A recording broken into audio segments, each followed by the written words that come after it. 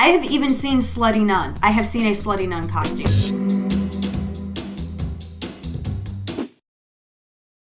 Hey ladies, it's Dana Loesch with Mamalogues.com, and because Halloween is approaching, I wanted to ask you about your boundaries concerning Halloween costumes for your kids. Where do you draw the line?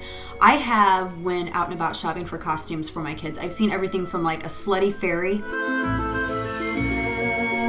to, I think one was a hog killer. I've seen a hog killer costume and it had like a leather face and a bloody axe and just kind of crazy stuff. I mean, I'm all for imaginative costumes, but like things that sort of revolve around sex and murder for kids, I'm not so jazzed about.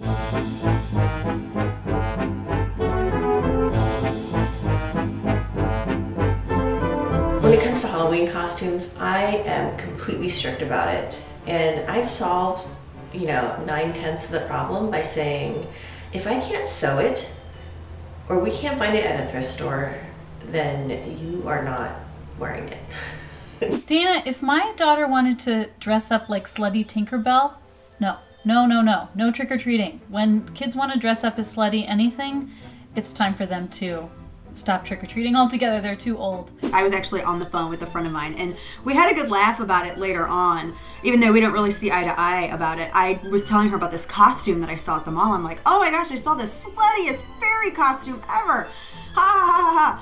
Oh, and then she shows me the Halloween pictures when her daughter went out trick-or-treating, and oh, she was in that exact same costume. But the mom didn't realize that her definition of slutty, I guess, and my definition of slutty were two totally different things.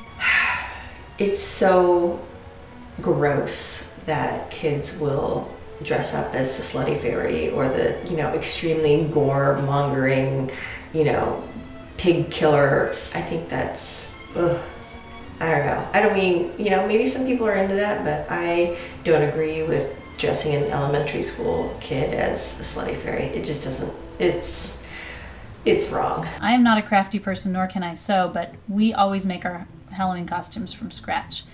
And so that often precludes the really gory and or slutty stuff because you got to buy a lot of stuff for that. And we go to Goodwill and we hack apart things that we find there and then we glue them all together. It's like glue and safety pins only.